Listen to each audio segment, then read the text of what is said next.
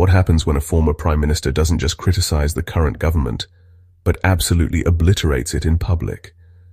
That's exactly what just happened in Australia. John Howard, the man who dominated politics for over a decade, has stormed back into the spotlight to take aim at Anthony Albanese's handling of the Israel-Gaza crisis. And he didn't hold back. He accused Albo of breaking international law, rushing decisions for political points, and risking Australia's credibility on the global stage. But here's the twist. Some people think Howard might actually be right. Others say this is just another back-in-my-day lecture from a retired politician. So who's right? And what does this mean for Australia's future?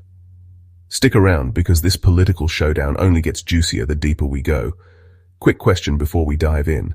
Do you think former leaders should stay out of politics once they've left office? Or do they have a duty to call things out? Drop your answer in the comments. I'll be reading. Anthony Albanese has just made one of the boldest foreign policy moves of his career, announcing that Australia will officially recognize a Palestinian state at the United Nations General Assembly in September. But this isn't some blank check. The recognition comes with strings attached, like excluding Hamas from government, demilitarization, and holding proper elections. In other words, Albo is trying to walk the tightrope between moral leadership and international responsibility. Why is this such a bombshell? Because it puts Australia right in the middle of one of the world's most divisive conflicts. And if there's one thing politicians usually hate, it's being dragged into problems with no easy solutions. But Albanese didn't stop there. He doubled down with fiery criticism of Israel itself. And that's where things get really messy. Before we move on, let me ask you this. Do you think recognition should happen only after conditions are met, or can recognition itself help create those conditions? Comment recognition first or conditions first. I want to see where you stand. For months now, Albanese has been sharpening his language. He's called Israel's actions in Gaza completely indefensible. He said Prime Minister Netanyahu's denial of starvation in Gaza was beyond comprehension. He's warned that Israel is losing support by its own actions. That's unusually blunt for an Australian Prime Minister. Most of his predecessors, including Howard, preferred to back Israel almost unconditionally.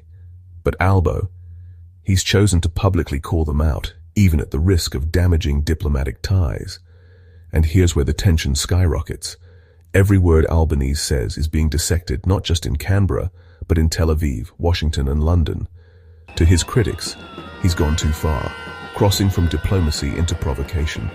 To his supporters, he's finally showing moral courage. But if you thought that was controversial, wait until you hear what John Howard had to say in response. When John Howard took the mic on Sky News, he didn't just criticize Albanese, he torched him. Howard called the recognition of Palestine premature. He said it was a betrayal of international law. He accused Albanese of slowing down the peace process instead of accelerating it.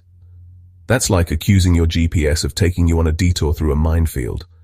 Howard's core argument: you don't recognize a country out of political expediency. You only do it if the basic criteria of statehood are already met.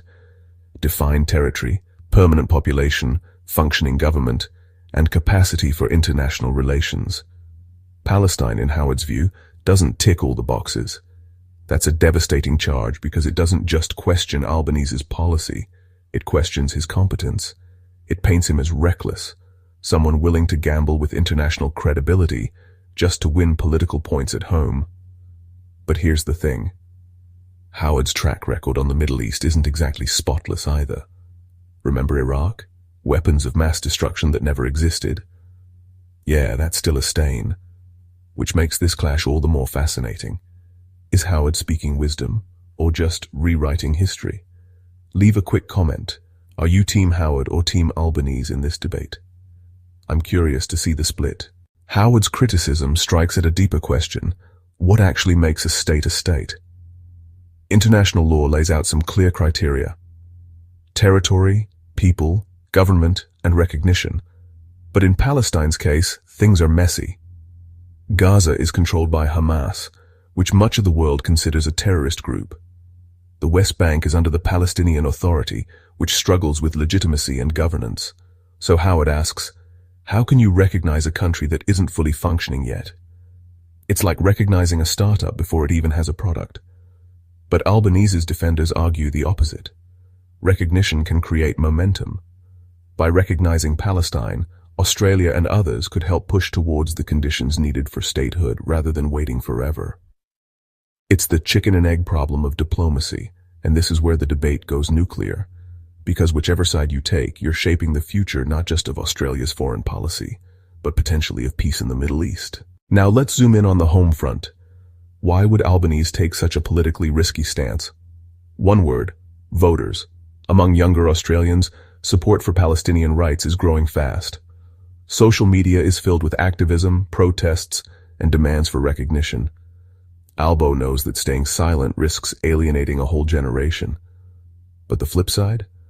Older voters and conservative groups are furious. They see this as undermining Israel, damaging alliances, and playing with fire. For them, Howard's words aren't just criticism, they're a rallying cry. Inside Labour, the decision also sparks division. Some MPs cheer it as moral leadership. Others worry it's electoral suicide. Albanese is gambling that boldness will win him respect, but if the backlash grows, it could backfire badly.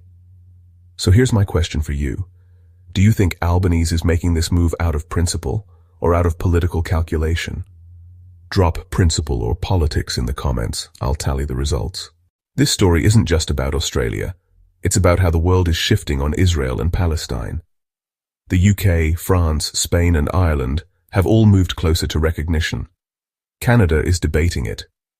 Australia's decision puts us in step with some allies, but at odds with others, most notably the United States, which still insists recognition must come only through negotiations. That's why Howard's criticism hits so hard. If Australia jumps too far ahead, we risk isolation from Washington. And if you know anything about foreign policy, you know that's not a friendship you want to lose. But from another perspective, Albanese is positioning Australia as a moral leader, willing to act when others hesitate. In global politics, sometimes bold moves pay off, sometimes they blow up in your face. So what's it going to be for Australia? That's the million-dollar question. Let's weigh it out. The risks? Diplomatic backlash, strained ties with Israel, potential friction with the US domestic divisions that could weaken Albanese politically. The rewards? Being seen as a nation that leads, not follows, winning support from younger voters, showing moral leadership on one of the toughest issues in global politics. Albanese is betting that history will reward him for being bold. Howard says he's just making a dangerous mistake. And the truth? They could both be right in different ways. That's what makes this debate so electric. It's not just about Palestine, it's about what kind of country Australia wants to be. So here we are. A prime minister taking a massive gamble. A former prime minister blasting him for it. And a nation caught in the middle of one of the most complex geopolitical crises of our time. Is Albanese a bold leader stepping up where others won't? Or is John Howard right that he's rushing into dangerous territory without a plan? I'll leave that for you to decide. Drop your thoughts in the comments. I want to hear from every angle. And if you've made it this far, you're clearly someone who doesn't just skim the headlines, you dig into the deeper story. Hit that subscribe button, turn on notifications, and join our community for more analysis that cuts through the noise. Trust me, you don't want to miss what's coming next. Because in Australian politics, the only thing more predictable than a leadership spill is a former prime minister jumping back in to tell us all how they would have done it better.